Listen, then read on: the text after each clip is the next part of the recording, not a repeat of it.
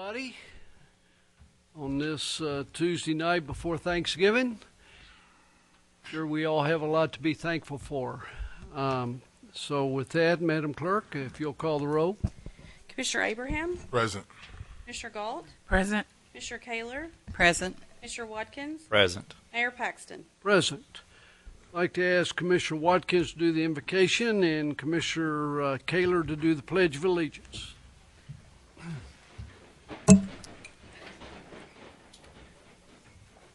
Shall we pray? Father God, as we come to you in prayer, Lord, we thank you for this day.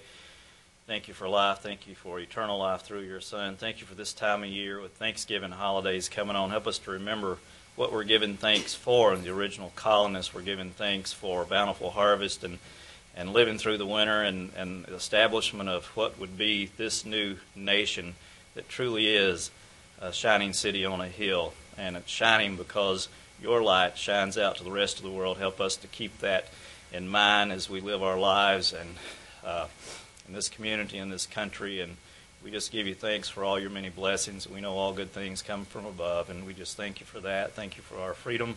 Thank you for this country, and thank you for everyone here and all the hard work that goes into making this community work. And we love you. Ask forgiveness for our failures. In Christ's name, we ask these things and give thanks. Amen. Amen.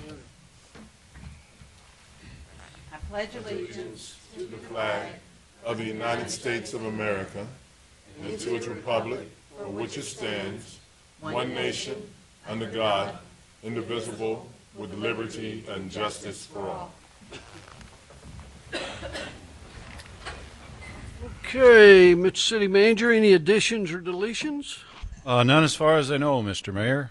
All right, thank you. We have a couple presentations. The first one, Civic Beautification. Are you going to kick this off, Pam? All right. Each year, the Civic Beautification Board goes around Paducah and selects businesses that have really worked hard to improve the exterior of their building, improve their landscaping, or something of that fashion. And it's the annual Business Awards. And we have Chuck Wall here tonight. He is the chairman of the Civic Beautification Board. And we have some presentations to do tonight. Okay. Chuck, it's good to have you with us tonight.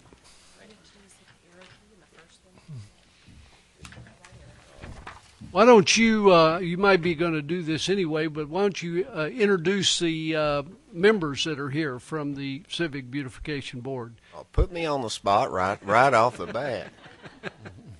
Raise your hands out there. Let me see you. Right. How about introducing yourself? That's Yeah, gonna work for me better. stand up and just introduce yourself. That's it.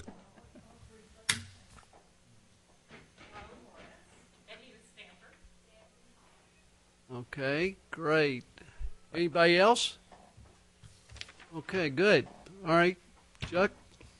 Okay, thanks, Pam, for that introduction. Thank you, Mayor.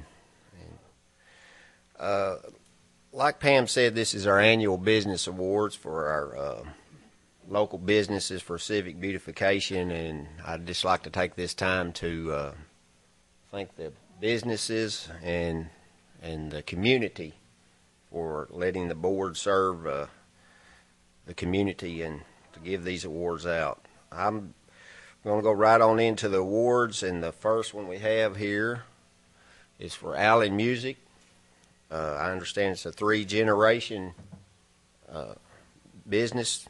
Everybody's familiar with it at 215 Kentucky Avenue. Accepting the award are Boyce, Cheryl, and Brandon Allen. And to just give you a little bit of history about the renovation, it started with the ice storm and had some damage with that, and it's been ongoing. And the latest addition is the awnings, which just really set off the rest of the renovation. But it looks really good. I'd like for the Allens to come up, and we really appreciate it. Hi, on behalf of the mayor and the city commissioners and Civic Beautification, I would like to present you with the Paducah Civic Beautification Board Award to Allen Music, and thank you so much. And it's so noticeable what you have done. It's really made a difference on Kentucky in that block, so we certainly appreciate it. Thank you. Thank you. Why don't you all come on up here and face the crowd until we have everybody introduced, please.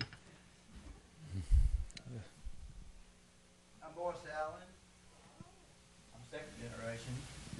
Mama Allen, CE was first. And this is Brandon. He's third generation. Good. And Good. Cheryl stays in the back. All right. Lovely wife. Mother back there. Good. Well, great. We've got the grandkids coming down now. They're taking music lessons. Wonderful. They're going to take over. They're going to take over. And I'd like to say just one thing. And his sister made the best chili cheese dog I've ever eaten. Today, come over here to pay the property tax.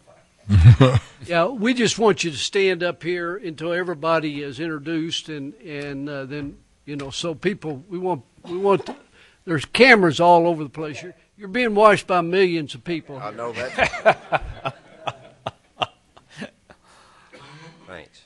The next one we have is for the Lourdes Hospital Serenity Garden, and the garden's donors' names are the Norman and Mary Rose Higdon Greenberg Garden. Beautiful garden at Lourdes Hospital, and accepting the award, Tara Miller on the Lourdes, head of the Lourdes Foundation, Ron Henley, Director of Facilities, and Vicki Pitter, Nurse Recruiter.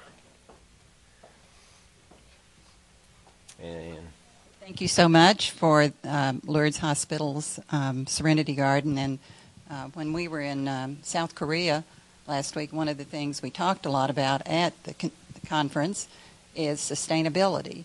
So what you've done here is certainly a sustainable project, and we thank you.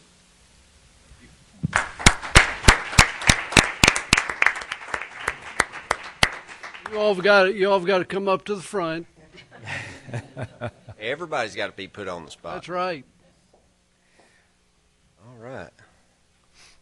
The next one is for McDonald's at 2627 Jackson Street, and it was a total demolition and reconstruction of the existing McDonald's that's been there for longer than I care to say, but it's been there a long time, and it's in my neighborhood, so I was especially excited to see it rebuilt, and they did a beautiful job, and it was Mike and Nanette Love, and to accept the award tonight's Nanette Love.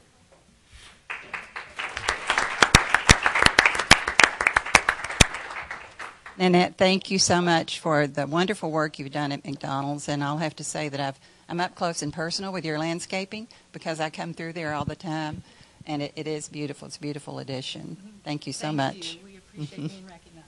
Thank you. And last but certainly not least is the ServPro Paducah and Broadway Interiors. What a job on that. An existing building that's been a landmark of Paducah for years, and a total renovation of a beautiful building that's at 1128 Broadway. Accepting the award is Steve and Jewel Durham.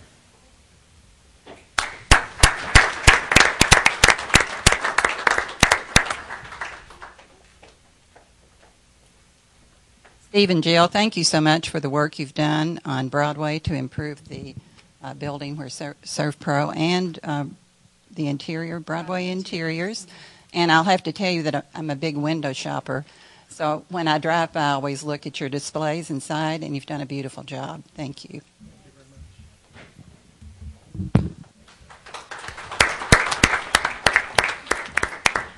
Thanks, Gail. And just let me say by closing, the board really appreciates, and as you can tell, people do notice when you renovate and you liven up and you beautify Paducah. And just once again, let me express our appreciation. Thank you.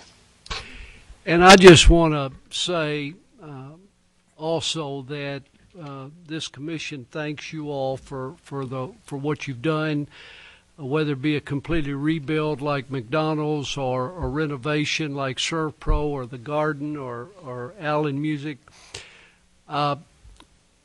We're big. You hear a lot about quality of life in Paducah and what makes Paducah great. And when you have people fixing up their buildings to where your downtown is attractive, your Broadway's attractive, your your hospitals are attractive. It means a lot. It really does. And so on behalf of the commission, just want to thank you all, and we appreciate it very much. Thank you. Okay. Thank you.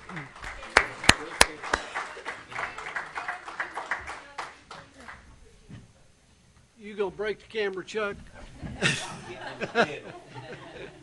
Maybe my last chance. That's right.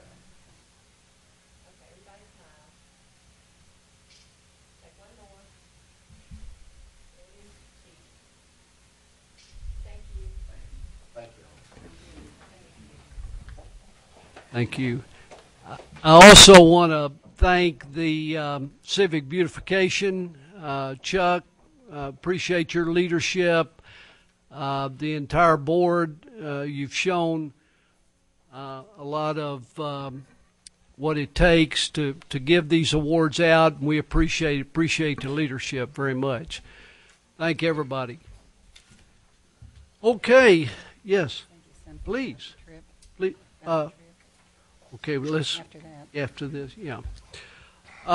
Like to at this time ask Jim Sigler, the chairman of the CCC Convention Center, to come forward, please.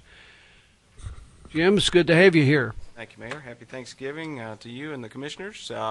Wanted to just take a minute and overview where we are with one issue that I think is before you tonight, and that is the retention of independent counsel by the CCC. It was about a month ago that the Board of Directors unanimously approved that concept. And the way we went about doing that job is that we tasked counsel for the CCC to go out, reach out to regional law firms in western Kentucky that we felt had the depth and scope to be able to conduct this investigation both in a timely way and a thorough way with the kind of expertise that it really deserved. Long and short of it is we only received one proposal that the board felt was worthy of moving forward on. That came from the English, Lucas, Priest, and Owsley firm in Bowling Green. The terms that were proposed were either an hourly-based contract or engagement or a flat fee. The board felt it was better to move forward with a flat fee of $15,000 so that it could be budgeted and captured, so to speak. Part of that fee goes to a forensic accounting firm that is in Bowling Green that this particular law firm has worked with in the past, and that firm would the charges from that firm would be incorporated into the $15,000 flat fee. We made that proposal, of course, with the understanding that we wanted to communicate with both the city and county about that, especially as to the funding of it, because it is $15,000. It's a significant amount of money. You're probably aware that the matter came before the fiscal court about a week ago, and the court chose not to take any action on that, tabled the discussion. My understanding is it's back on their agenda for the 28th, I believe, their next meeting. I would have to say we left there with the impression that it's unlikely it will be funded by the county. So we're here tonight to answer any questions you may have about the retention of the firm, and then, of course, to get your feedback on funding.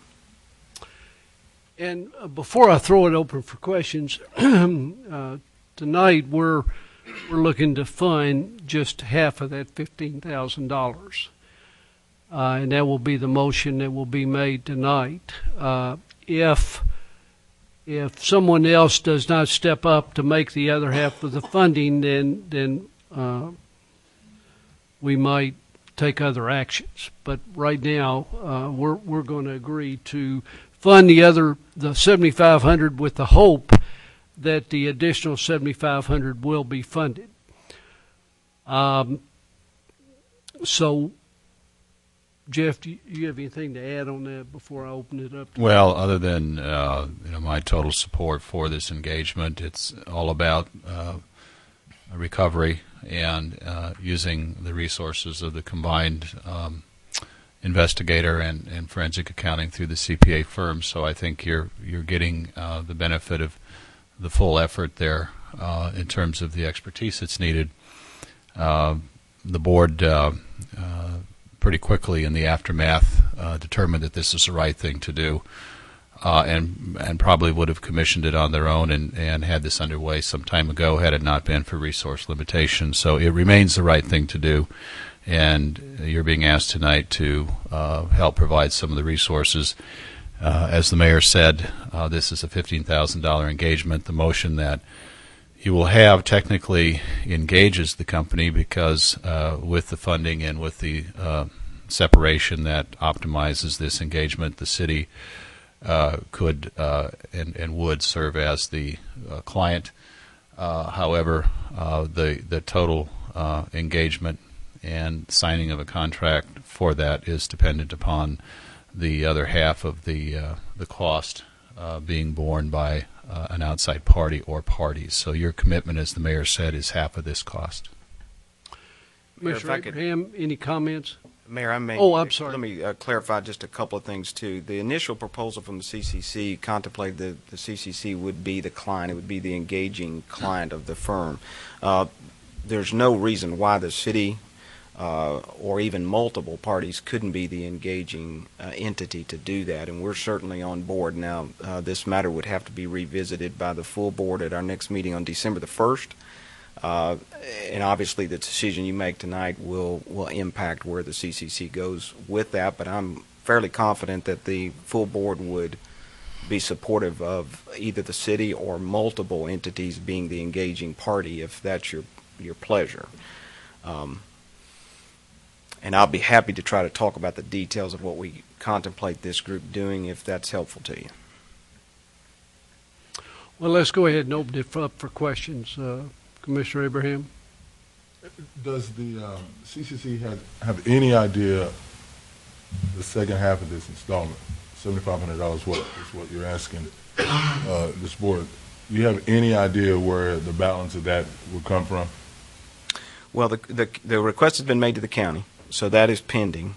But as I said, I didn't leave the fiscal court meeting the other night very optimistic that they were going to fund that. So I think the CCC is moving forward that that's unlikely. However, the decision the commission makes tonight might influence that, positively or negatively, I suppose. Alternatively, then we would have to look to the resources of the CCC itself, which again are limited. To what degree?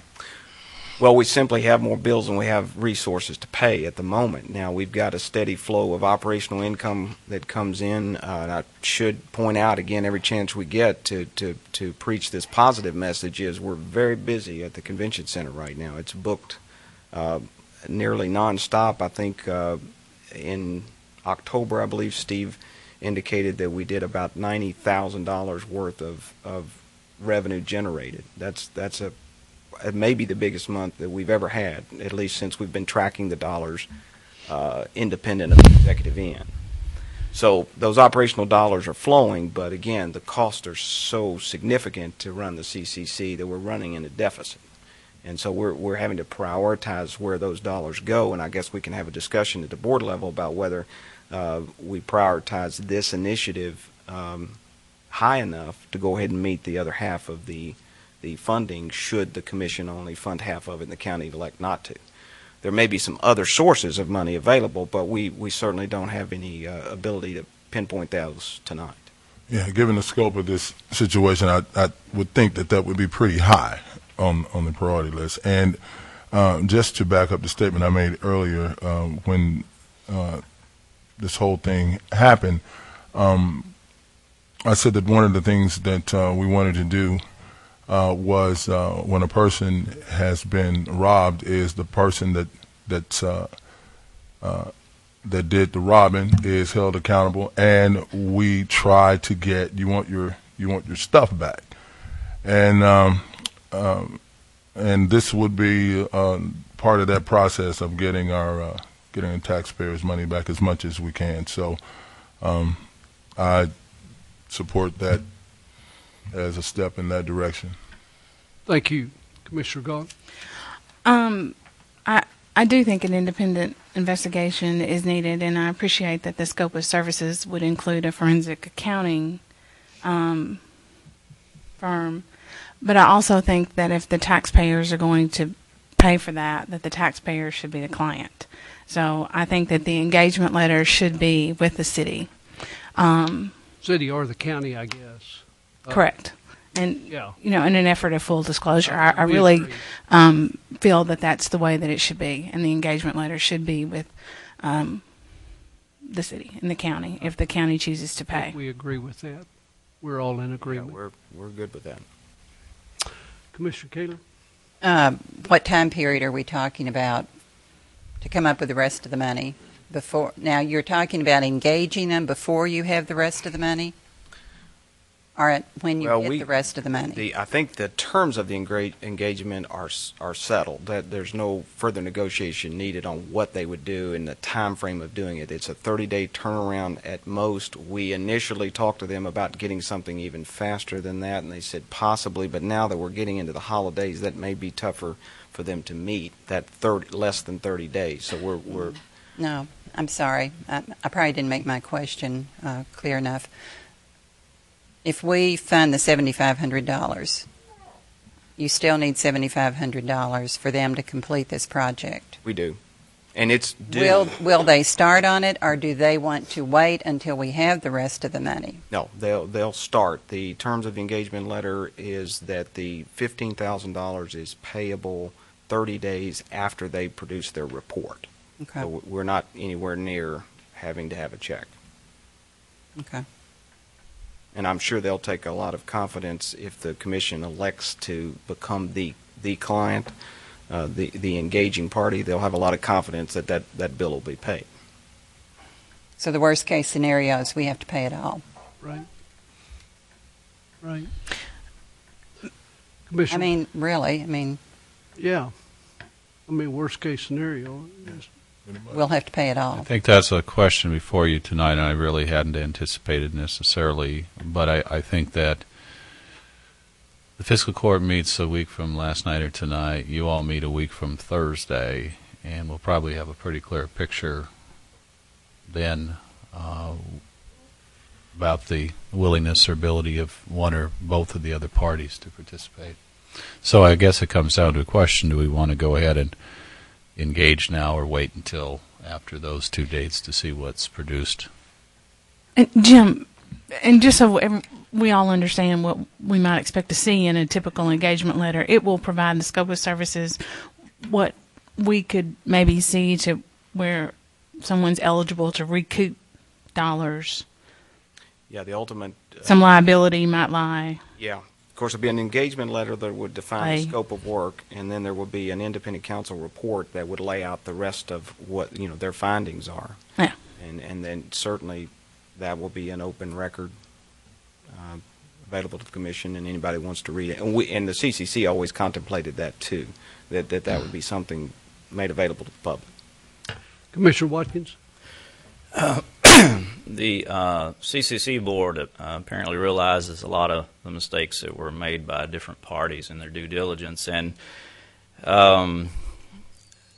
you've taken actions. One, at first glance, it appeared that Paducah Bank had some liability there, but the checks, while your board policy called for 2 signatures, there was only 1 spot on the check for a signature, so I guess it would be kind of hard to hold Paducah Bank liable when the checks only had room for 1 signature, and probably the average teller would not know of your policy. So probably they don't have any liability. Williams and Lent certainly was negligent in not performing their duties, and maybe there's some liability there. I don't know, and certainly the board now realize you can't assume anything, and you can't trust everyone or anyone really. And we'll start checking the monthly bank statements to see what checks are clearing and how much and who they've been made to. And if you made efforts to secure the state auditor, I'm not sure they charge to do an audit of the executive end and the checks that have gone through and the director, former director. I'm assuming a court sentence at some point when they go on trial that restitution will be a part of the sentencing guideline, that these 2 perpetrators would be required to make full restitution to the CCC. I don't know how realistic that is as far as getting the money out of them or how long a time frame they'll have to pay it back. But if the CCC board is interested in pursuing civil liability or a civil lawsuit to try to recover, then you will need some legal counsel, and I would support that. The other parts, it seems like these other actions and perhaps the audit by the state auditor will uncover some practices that need to be changed. Having said that, we may want to go back and relook at that $15,000 charge and see if it's really that high price tag for what we already know that maybe they don't have to do. But if that's the direction the board wants to go, then I would support the $7,500 funding. Otherwise, I wouldn't think it'd be necessary. Mr. Watkins, let me address a couple of things there, because I don't want there to be any misunderstanding or misinformation. First of all, we contacted the state auditor's office to ask them to conduct an investigation. They said their resources would not allow them to do that. Okay. And so they would provide some level of guidance, is the way they put it. They would try to be helpful, but they just simply could not commit to do any kind of investigation.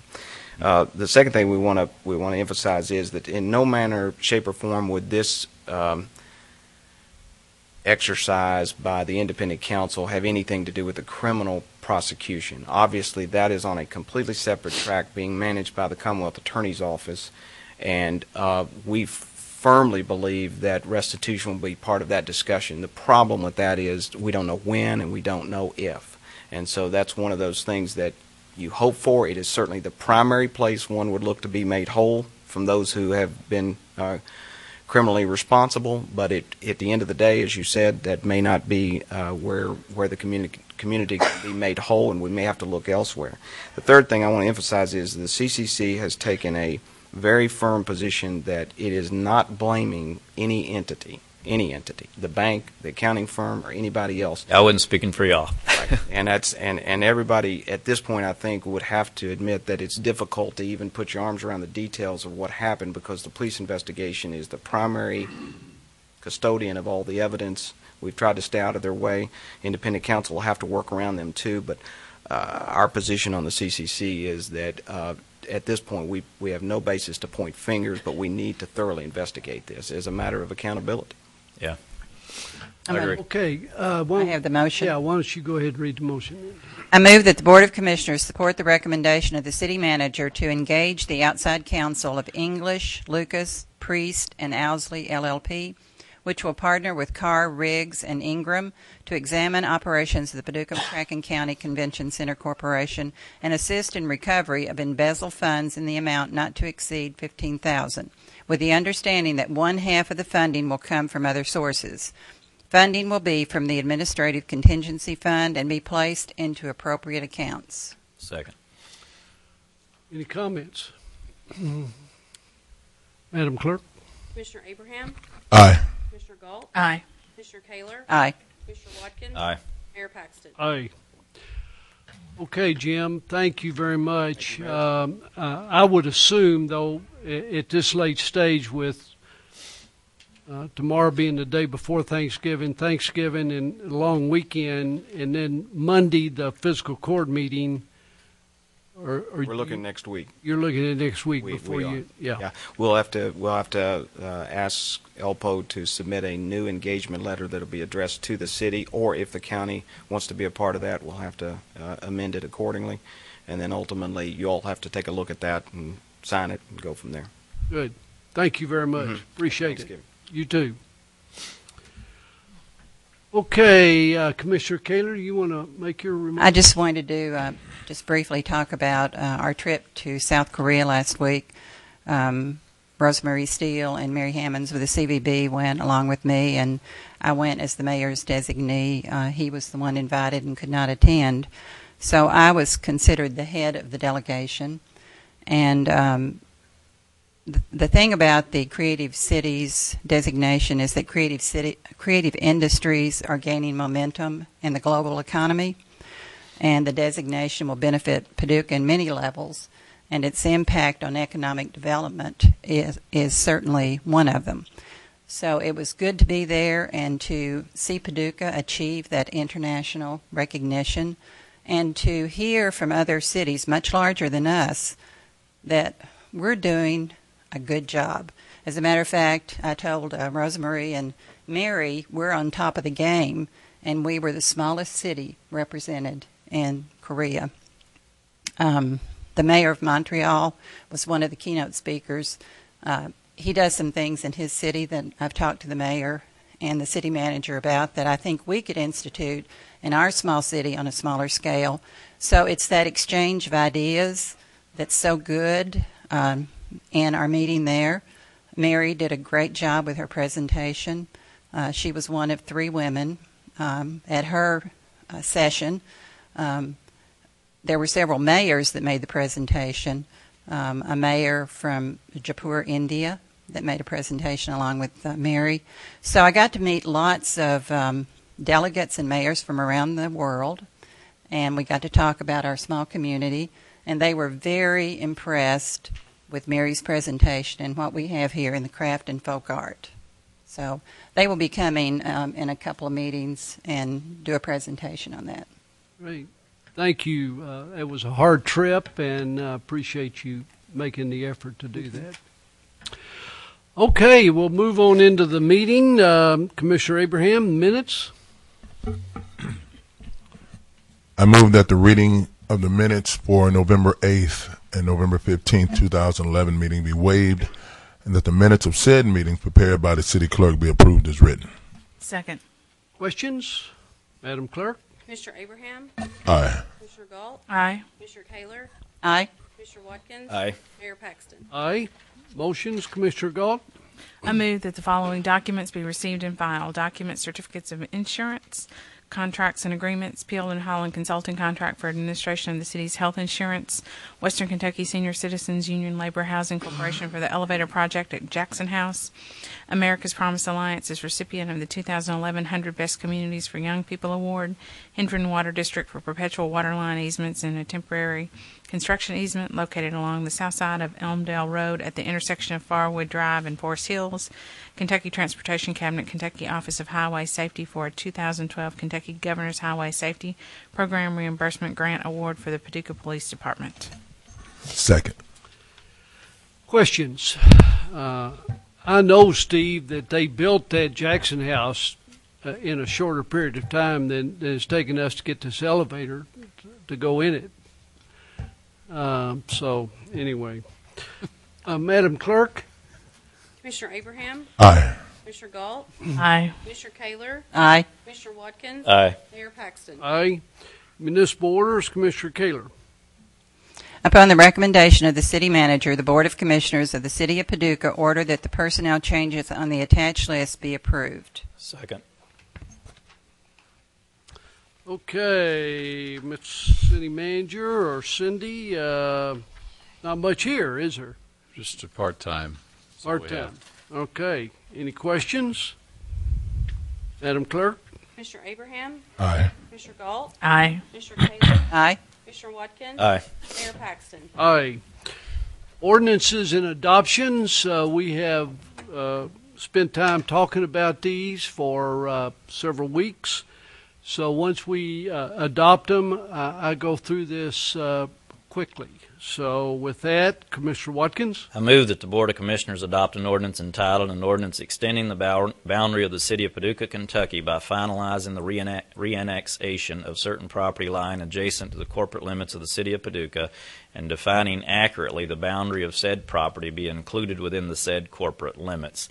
This ordinance is summarized as follows. This ordinance approving the final reannexation of certain property line adjacent to the corporate limits of the city of Paducah, located generally between the low water mark of the Ohio River along the city's present boundary to the thread of the Ohio River, containing 208.7005 acres, more or less.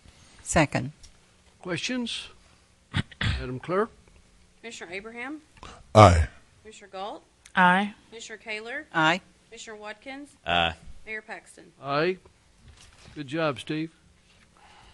Commissioner Abraham. I move that the Board of Commissioners adopt an ordinance entitled, an ordinance accepting the bid for sale to the city of 1 2012 fire rescue vehicle and authorizes the mayor to execute a contract for same. This ordinance is summarized as follows.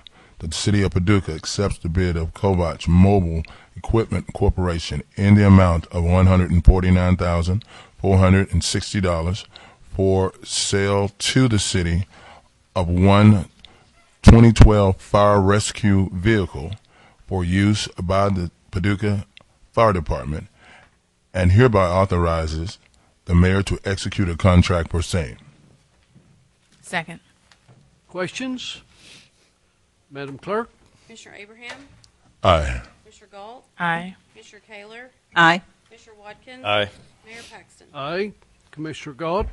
I move that the Board of Commissioners adopt an ordinance entitled, an ordinance approving an agreement with Florence and Hutchison, Inc. for professional engineering services associated with the Noble Park Pool renovation project and authorizing the mayor to execute the agreement for same. This ordinance is summarized as follows, that the City of Paducah hereby approves an agreement with Florence and Hutchison, Inc. in the amount of $98,700 for professional engineering services for the Noble Park Pool renovation project and authorizes the mayor to execute the agreement for same. Second. Questions? Madam Clerk? Commissioner Abraham? Aye. Commissioner Galt? Aye. Commissioner Kaler? Aye. Commissioner Watkins? Aye. Mayor Paxton? Aye. Commissioner Kaler? I move that the Board of Commissioners adopt an ordinance entitled, an ordinance of the City of Paducah accepting a 2011 Kentucky Office of Homeland Security grant award for the Paducah Police Department and authorizing the mayor to execute an agreement and all documents relating thereto with the Kentucky Office of Homeland Security. This ordinance is summarized as follows. That the City of Paducah hereby accepts grant funds in the amount of $60,000 through the Kentucky Office of Homeland Security for a 2011 reimbursable grant award to purchase 23 handheld radios to be used by the Paducah Police Department. This award does not require local match or in-kind contribution. Further, the mayor is hereby authorized to execute a grant agreement and all documents relating thereto with the Kentucky Office of Homeland Security. Second. Questions? Madam Clerk? Commissioner Abraham? Aye. Commissioner Galt? Aye. Commissioner Kaler? Aye. Commissioner Watkins? Aye. Mayor Paxton? Aye. Ordinances and introductions.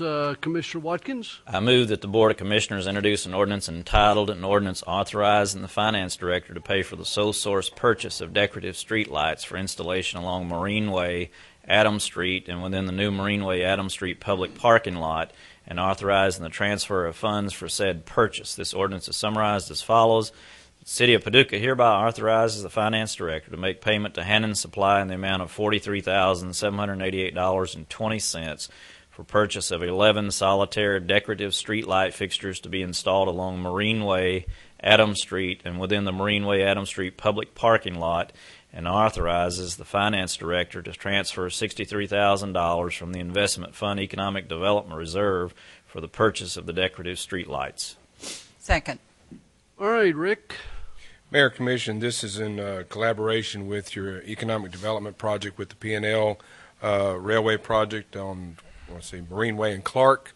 We're just extending the lights that were put in place for the Four Rivers Center and Kentucky Avenue on that side of the block. So we have 10 lights associated with that project, and there's 11th light that was put in there because of a semi-truck took one down, so we're making a purchase on the same one.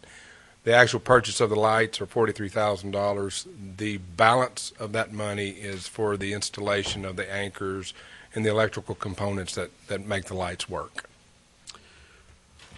That is one of our newest areas in downtown Paducah. We have Crowns Corporation's headquarters there, and we now have P&L going in there. We have buried the power lines, just like we did around the Carson Center. That will go all the way to Ingram Barge Company. And hopefully on Marine Way we'll have office buildings on both sides of the road going out south of town. So it's going to be a beautiful area, and these lights are just part of it. Also, Mayor, I guess the infrastructure of Marine Way will be totally revitalized to Adams Street. Yeah. You might go down there, and the public might go down there and see all this looks real nice to the left. Yeah. Okay, because all the new office buildings and new public parking lot that's been built by the city. To the right is property yet to be redeveloped, of which there is potential on the horizon for that. And also, we are improving the roads and burying the power lines as development happens. So Yes. if you drive down there and you don't see all the streets redone with curbs and gutters and buried power lines, it's because we don't have development yet place to go in that. We address that as the development comes along. Correct. Questions? Thank you. Commissioner Abraham? I move that the Board of Commissioners introduce an ordinance entitled, an ordinance providing for the closing of a 24 feet wide alley located between 27th and 28th Streets and Washington Street and close Kentucky Avenue, and authorizes the mayor to execute all documents relating to same. This ordinance is summarized as follows: that the city of Paducah does hereby authorize the closing of a 24-foot wide alley located between 27th and 28th Streets and Washington Street and close Kentucky Avenue, and authorizes the mayor to execute all documents relating to same. Second. Okay. A lot of, local residents who use the Western Baptist parking lot, as Commissioner Abraham described, don't really realize that there's a piece of public property going through that's pretty much used solely for Western Baptist parking itself internally. And as you read that, I couldn't help but pick up on closing Kentucky Avenue. There's a small piece of the old Kentucky Avenue that was a remnant from the realignment of that when the hospital expanded. So Right. I wouldn't want anybody to become alarmed that we're closing Kentucky Avenue. Right. It's a remnant piece of property. So that's will be transferred over to the Baptist hospital's use because, frankly, the public doesn't have an interest in it anymore. So the new Kentucky Avenue will stay the same. Yeah. Great. We're not closing that. Questions? Thank you. Commissioner Galt? I move that the Board of Commissioners introduce an ordinance entitled, an ordinance authorizing the purchase of 5 2012 Dodge Chargers pursuit vehicles for the City of Paducah's Police Department and authorizing the mayor to execute a contract for same. This ordinance is summarized as follows: that the finance director is authorized to pay the total sum of $134,253.90 to Freedom Dodge for the purchase of 5 2012 Dodge Chargers with the City of Paducah's Police Department in compliance with Kentucky State Purchasing Contract. Second. Okay. Pretty self-explanatory there, right? One thing I'd like to point out on that, Mayor, is typically we've been buying the Ford Crown Vic. The Ford Crown Vic is no longer manufactured by the Ford Motor Company. So we are actually in collaboration with the police department to try out these Dodge Chargers. Initially, during your fleet plan that we presented for the budget, there were shown 4 to be purchased. Since we adopted that, there was an accident of a 2008 Crown Vic in which that car was totaled. So the 5th one has been added as a Dodge Charger to that to replace the totaled vehicle that took place between your adoption of the fleet plan and this reading of this tonight. Any questions? Thank you. Commissioner Kaler? I move that the Board of Commissioners introduce an ordinance entitled, an ordinance authorizing the mayor to execute contract modification number 3 with JJR LLC for professional engineering redesign services for the transient boat landing dock riverfront development phase 1 project. This ordinance is summarized as follows: that the mayor of the city of Paducah is hereby authorized to execute contract modification number 3 with JJR LLC in the amount not to exceed $125,000 to provide engineering redesign services for the transient boat dock landing riverfront development phase 1 project, increasing the total contract amount to $919,740. I'll second that. And this is really an exciting announcement and an exciting time. So, Rick? Mayor, Commission, if I could, I'd like for you all to flip over to the exhibit in that document that I just handed out to you. What you have, the exhibit is a picture of the relocation of the project. It should be a photo there in the back. I hope it's attached. Okay, yeah. Everybody had that? Okay, basically what we've done through this process, you have what is referred to as the NEPA process, which stands for the National Environmental Protection Act, of which when you use federal funds, there's a process in which you have to go through to vet out all of the federal interest in that, such that all the federal laws are complied with. As a result of this project, we were in the midst of a water quality certification, which is given out by the Kentucky Division of Water, in which there was a challenge by an environmental activist group and 2 independent environmental activists that was concerned about our impacting a mussel bed that resides in front of Schultz Park. As a result of this challenge, we were met with, okay, do we go to court or do we try to comply with some of these environmental laws such that we'll have a lesser impact to these mussels? After reviewing some of the, I guess, potential legal entanglement you could get in versus, hey, how hard would it be to move this project? Would it be, and what kind of time frame are we talking about? We elected to move the project to better comply and to less impact the mussels that are down there. Given that effect, the document that you have in your hand is a settlement agreement between those individuals and those organizations who challenged our applications, such that we have reached an agreement with those petitioners, and we have this settlement agreement, and we're ready to move forward with the relocated project. Now, this tells us or lets us know that these individuals and organizations are happy with our addressing their concern. It positions us for any future challenges. This just happened to be a challenge at this level. We could be challenged at other levels of the NEPA process.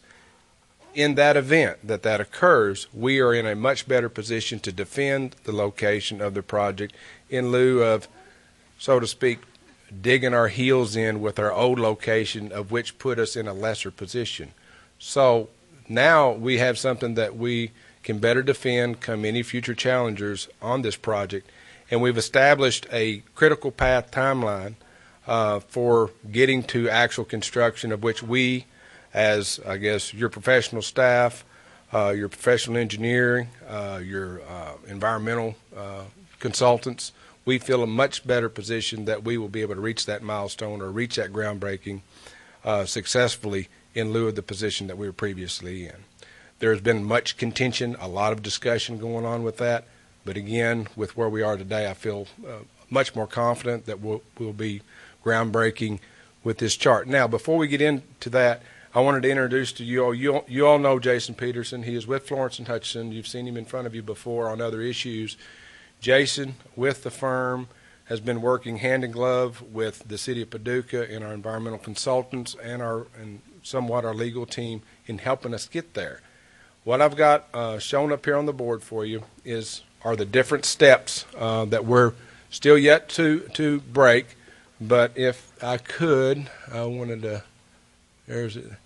Okay, like when you're in the mall, sometimes you want to know where you're at, and there'll be a little star. Okay, and it says you are here. So what I want to do is I want to show you where you are in time. You are here. That's the settlement agreement you have in your hand right now. Now, I'm not going to walk you through all this. I'm just going to say there's a lot of work to be done to get us to groundbreaking here. And when I say groundbreaking, Mayor, I'm talking actual construction, bulldozers and dump trucks actually working. This is required. This is required by your laws that are in place to protect species, the environment, and also the requirements for spending the money. It shows you different things that have to take place. So this design contract, or this ordinance that we've introduced tonight, is this 12-week period here, and I've got to find the mouse there. I can't find a little. There. Is this 12-week period. Now this starts the process, and then we'll move down, and then we'll move into some other process. But this is following the NEPA process, whether it's a Corps of Engineers permit, another water quality certification permit, U.S. Fish and Wildlife concerns, let's see, division of water, stormwater permits, all these things have to be satisfied. And you'll see a lot of them are running concurrent with one another. You know, they're dominoes that are falling simultaneous rather than one has to fall before the other one. Once we get that complete, we'll be down here to satisfying the LPA program, whereas the money is coming through the state. Since it's coming through the state, they want to be, I guess, good gatekeepers of that money and make sure that we comply with they being the caretaker of the money. So when you walk through these different steps in this different process, it puts you to a procurement date of in January 2013 and be actually having dump trucks and bulldozers run in June of 2013. This is a aggressive schedule, and it's a schedule we feel like that we can meet. You mean 12, don't you? Mayor, I pushed that, and that's why I've got Jason here with me now. Okay, all right. No. I mean, the public needs to hear this. Yeah. The reason, I mean, we've compressed this schedule as much as we can, and through phone calls that we made last week, Jason was on the phone, and he spoke with the representatives of each one of these agencies, of which many of these agencies are working hand in glove with us to help us get here. Okay? These, like where they said they need 135 days, they might compress that because they know we've already done this about 75% initially, and we didn't get finished before we were challenged. But now we feel a whole lot more confident with our current position. So you agree with that, Jason? Absolutely, Mayor. In the process of coordinating with several of the regulatory agencies and FHWA and KYTC, there are a number of steps which, by regulation, they're allowed 30 days for review, at which time an additional 30 days would follow. In working with those, they've pledged to move many of those review and comment periods down to working in parallel paths for a total of 15-day review and comment period. So the history of the project from going forward, it provides us some benefit. The regulators are largely familiar with the nature of the project, and they're trying to work with the city and work with us to compress the schedule as much as reasonable. There is still a path to follow, and we still have to go down that road. Any questions for Jason or Rick? Rick, did you mention in the new footprint what the difference is in the muscle impact numerically? It's sad that I don't have much more of a life than to remember how many muscles we had first round versus second round, but I've got numbers committed to memory. Our first footprint had us impacting 546 fat pocketbooks. It had us potentially impacting 18 orangefoot pimpleback and potentially impacting 9 pink muckets. With our new footprint, our new count on fat pocketbooks is 152, projected 0 pink muckets, 0 orangefoot pimpleback, which is a considerable reduction for our environmental impact, or our project's environmental impact on I guess, the environment itself. And I know Rick didn't mean to be flippant with that statement. I know he knows, as we all know, that it's the difference between those two counts that accounts for why we are where we are today compared to where we were 5 months ago. One thing I probably would be remiss if I didn't mention that. Two things. One, when Jason first proposed this critical path, it was at 2014. It was in June of 2014. I'm like, I, in good conscience, am not going to stand in front of the mayor and commission and make that presentation. You can do that by yourself. We got to do better. So we pushed that back and cut a year off of it, but that's as compressed as we can get it. Two, the monies that we should save. Now, I underline, quote, italicized and bold, say should save on our muscle mitigation. Recall, we had a $399,050 muscle mitigation requirement with our initial footprint. With these lower counts, the U.S. Fish and Wildlife should severely reduce that.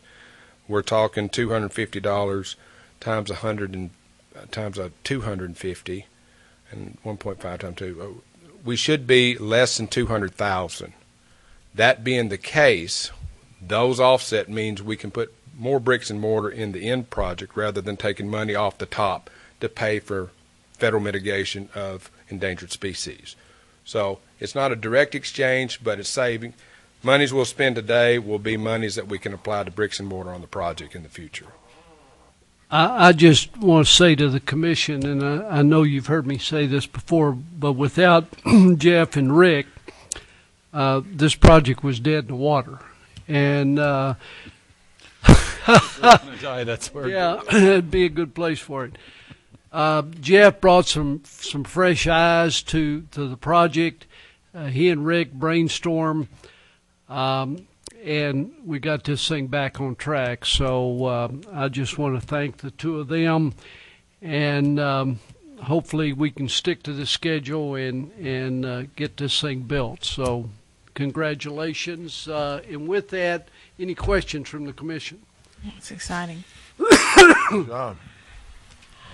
Well, thank you, and I look forward to us completing this project. And hats off myself. I want to thank Florence and Hutchinson and Red Wing Ecological Services for the work that they've done, because they're down in the bowels of this project, and they're without them, Jeff and I we couldn't make these presentations. Thank you, Jason. Good job. Appreciate it. All right. City manager's report. Well, there's a lot coming ahead with the seasons and the holidays and everything. Let me just mention for the record tonight, we will be having a meeting next Tuesday night. We will not meet on the 6th of December, but rather we'll meet on both the 13th and the 20th. So I think that's follows the tradition of trying to avoid the Christmas holiday week. So that's the scheduling for the next 3 commission meetings. Okay. That's all I have. All right. Commissioner comments. I got one, Mayor. If Yes, I sir. could just take a couple of minutes real quick to respond to a letter to the editor that a gentleman wrote Sunday. I've always been told in politics, if you get attacked, you better respond or people will believe it. And I don't want the taxpayers and the good citizens of our community to go away after reading that letter to the editor thinking that there's lax oversight with your dollars. And just to take a few of these points to clarify and give you the rest of the story, this letter starts out with proposed riverfront marine development of $46.2 million. And the letter is shaped in a way that gives the public the impression that we're using city taxpayer money and spending it in this fashion. That proposal was a wish list through U.S. Senator Mitch McConnell over 10 years, that if the money were available through earmarks, that we would like to have that for future development. Senator McConnell got us approximately $10 million for use for riverfront development, and that's what we're going to use to build a new boat dock to separate the foot of Broadway docking from where the public comes down, which is not entirely always safe because of the congestion, and also a marina. We all know of the gentleman who drowned as he tried to dock his boat at the Old Executive Inn a year or so ago. And so I think both are needed, and that doesn't include any penny of local taxpayer money, probably because of the condition of the fiscal budget at the national level. We're not going to see another penny, and certainly we're not going to borrow any money and spend down there. If it's not coming, we don't have it. So that's not local money, and that $46 million apparently will never happen. So just to clarify that. Then he's got on here sports park, $2 to $6 million. We spent $900,000 buying that because we're overcrowded at Noble Park, and because over 700 kids each year play on a former dump with dentures in it that can't be irrigated and can't be lighted. And so we feel like that sometime in the future we would like to develop it as money comes in, and over $45,000 in private donations have been raised toward that purchase price, but we haven't spent a penny other than to purchase the property. The annual operating costs he's got in here, we're spending $150,000 to $200,000 a year. We haven't spent a penny yet. In fact, we made over $7,300 through farm lease income this fiscal year. He's got to purchase the new recreation center over $200,000. Yes, that was a very good deal, and we no longer have to use the Jeton gym, which had problems. And if I remember correctly, we were spending over $12,000 a month on utilities.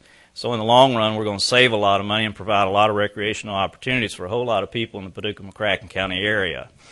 He's got on here purchase the former Executive Inn, $2.4 million plus. The Executive Inn had about a $3.7 million note on it that was owed by the Singh family. Our purchase price was $1.8 million, so that was a steal. And looking at what Owensboro had to do to take theirs down, they paid a whole lot more money than that for their Executive Inn, and then a whole lot more money than we did to tear it down. We were budgeting approximately $1.2 million to tear it down, and we got it torn down for $217,000. That's about $1 million savings for the citizens, the taxpayers of Paducah.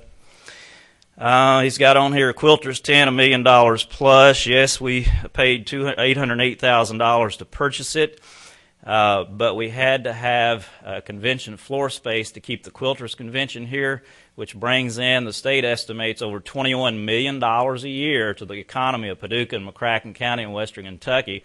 That's a lot of revenue, and that's a lot of jobs.